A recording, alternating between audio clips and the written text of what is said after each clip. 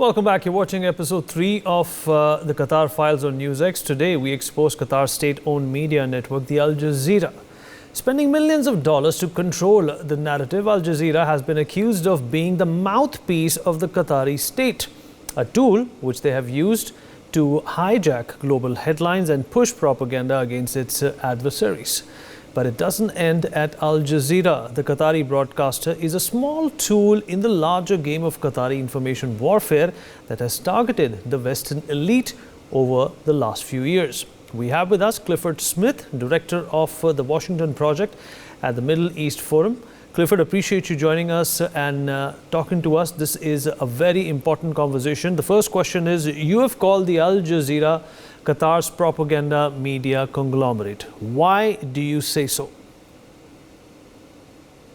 Really hidden. I mean, it's not really shy. If you look at their corporate filings, for example, in the UK, which are very public, it was owned entirely by the Emir of Qatar up until a couple of years ago.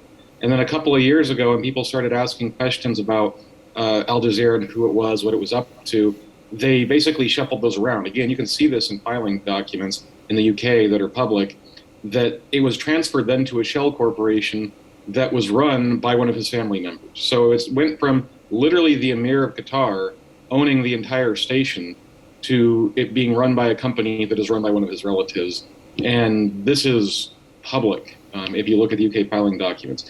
And what's more, Qatari law recently passed actually forbids essentially criticizing the regime whenever it might harm their national security, which is, of course, vague and unspecific and functionally allows them to censor anything they don't like.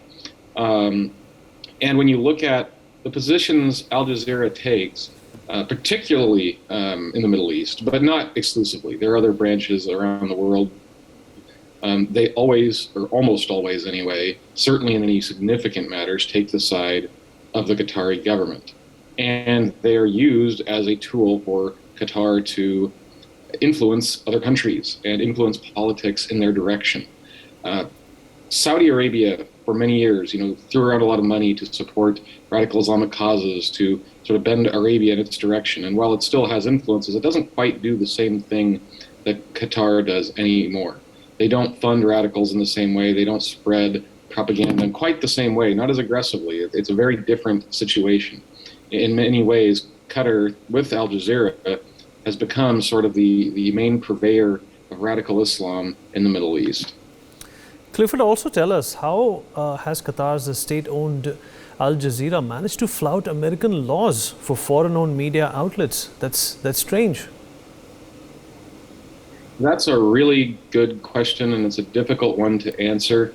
There have been multiple efforts to call attention to the obvious, that Qatar is a state-run organization that, supports the state's interests above all, that they were, owned by the Emir, so on and so forth.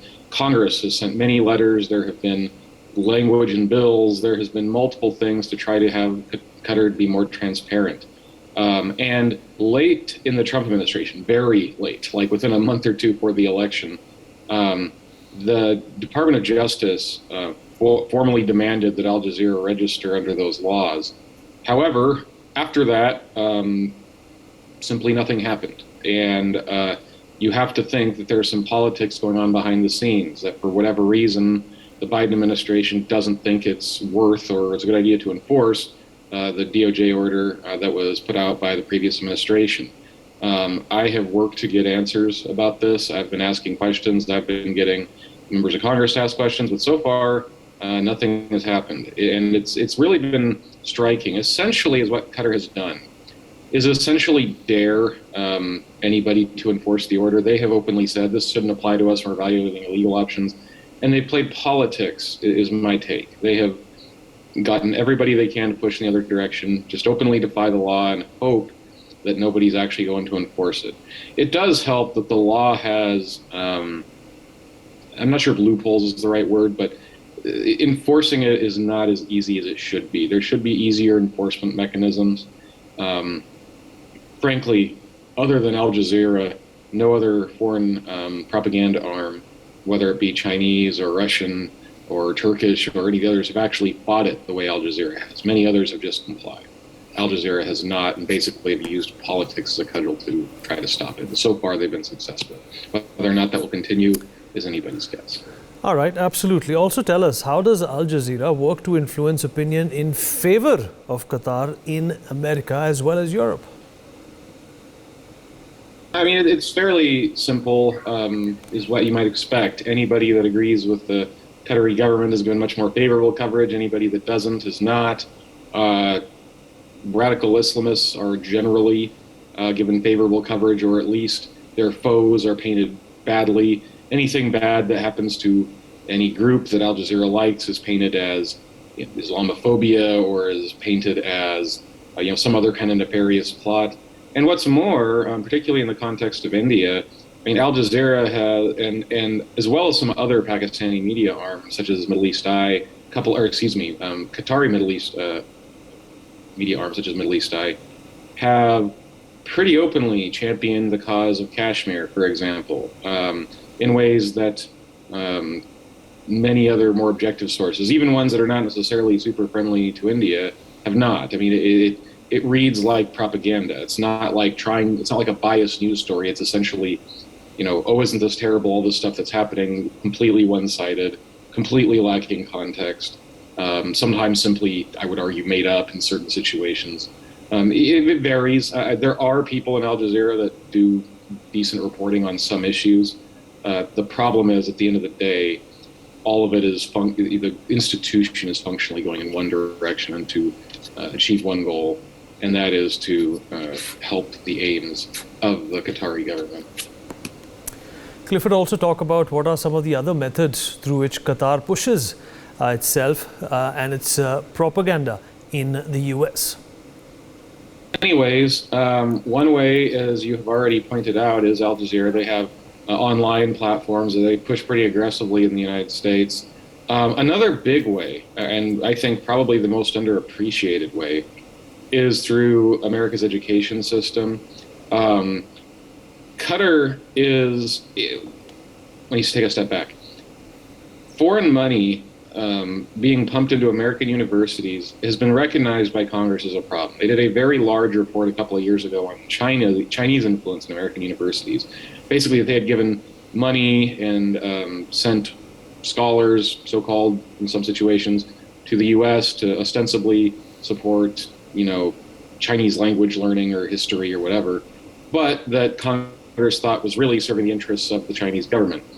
Qatar is actually a bigger donor in terms of pure dollars than China is. It is the biggest donor, to the degree you believe the public reporting, which actually is somewhat incomplete, even though it's legally required. Congress and the last administration found that the kind of dollars flowing into American universities was not always reported in the way it was supposed to after some probes. But to the degree you believe those numbers, Qatar is number one in terms of how much money they're putting into U.S. universities.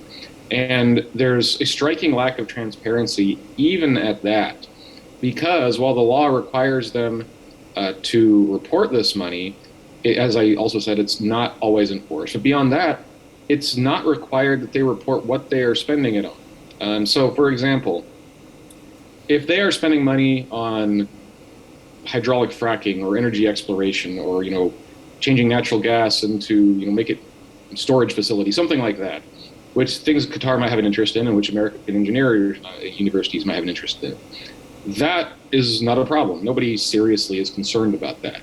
If they're doing it to promote Middle East studies or international affairs or things like that, which I think is definitely true in some cases and probably true in most, that's much more of a concern. That's propaganda at the end of the day. And we don't know how much is going to that, but it's a lot. We know that. We also know that they've had partnerships with various American universities that include, back to Al Jazeera, American universities partnering with Qatari universities that then have partnerships with Al Jazeera. I mean, there's openly pages about, oh, look, we have this partnership with Al Jazeera. Come here and learn with Al Jazeera experts. So it really is a sophisticated operation, and that's just on the university front. There's more even beyond Al Jazeera universities. They hire lobbyists. They're aggressive in their courting of congressional staff. I have talked to congressional staff personally that bribery is a strong word. They would not try to bribe them, but they did try to, oh, come to this fancy concert. The embassy's putting on a fancy concert, things like that. It's really one of the more aggressive lobbying efforts in the country from a foreign government, I would say, by quite a bit. Right. Do you think that Qatar was successful in getting the U.S. to broker lifting off the diplomatic blockade by the Saudi bloc through soft power influence it has created in the United States? I would put it slightly differently. It depends on how you look at it. What I would say is that Qatar successfully got the U.S. to more or less stay neutral and, to a degree, lean on the other Gulf states to end the blockade. I don't think they were aggressive at getting the U.S. to broker it per se. I do think they basically got the U.S. to say, hey, do we really need to do this? This is causing us problems. And to basically create a stalemate, which was eventually, from the point of view of Saudi, UAE, so on and so forth, was not in their best interest to continue. And the U.S.'s sort of tacit approval of them pushing back and sort of creating this stalemate helped Qatar achieve its goals in functionally not changing anything. They still support radical theocrats, be it the Muslim Brotherhood or Salafi, imams, such and such. They still support terrorist groups and host them there. They still funnel money to Hamas, among others, and that has not changed. And the fact that that hasn't changed, even when there was significant pressure on them to do so, is a victory in a way. All right. Well, recent research into Qatar's state-run Eid charity has exposed funding for Muslim Brotherhood regimes, Hamas, and even offshoots of Al-Qaeda. How is Qatar getting away with the covert terror funding, and for how long will it get away? Again, I think it's politics. I mean, some of my colleagues, Sam, Jordan, Apanev, some other people that have worked with Middle East Forum on this issue have detailed, in written in great detail, I should say, about what the Eid charity has funded. Some of it is hidden, for lack of a better word. In the sense that, some of it. Number one, this was documents that we came in contact with that were not intentionally made public. But even beyond that, some of these organizations, it's not obvious. You have to look into it a little bit to figure out who they are and what they're doing and what they're preaching. And some are a little bit more overt, but it's a mix. And that creates some ambiguity, which makes it harder. And frankly, again, I think national interests change. Ideologies remain much longer. And while I have many differences with the Saudi government, with some of the UAE's government, and many others, the Saudis were for many years sort of the main financier, the main backer of radical Islamist ideologies, be it the Muslim Brotherhood, Salafi movements, other radical movements in the Middle East and abroad. And yet they have stopped. However, that ideology still holds some sway with some people in Arabia, in Europe, in North Africa, in South Asia. And so there was people looking for partnerships, and Qatar kind of picked that up. But the thing is, the world had spent years looking the other direction, as they continue to do today with Qatar and with Iran, for whatever pragmatic reasons, for finance, for politics, whatever the case may be. So basically, they have picked up that issue, and they've taken it on themselves when the world has gotten too used to looking the other way and not really demanding change. And the demand is still out there among enough people to where they can get away with it.